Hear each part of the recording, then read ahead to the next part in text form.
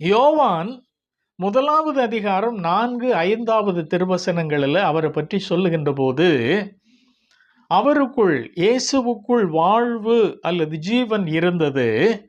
அந்த வாழ்வு மனிதருக்கு ஒளியாக இருந்தது. அந்த ஒளி இருளிலே பிரகாசிக்கிறது, இருளானது அதை பற்றி கொள்ளவில்லை என்பதாக ஒரு குறிப்பு சொல்லப்படுகின்றது.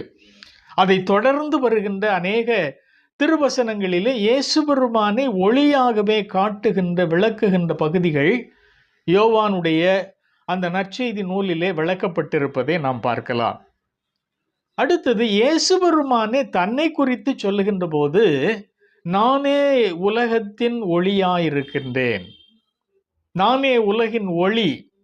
யோவான் 8ஆம் அதிகாரம் 12வது திருவசனம், நான் உலகத்திற்கு ஒளியாயிருக்கிறேன், என்னை பின்பற்றுகின்றவன் இருளிலே நடவாமல்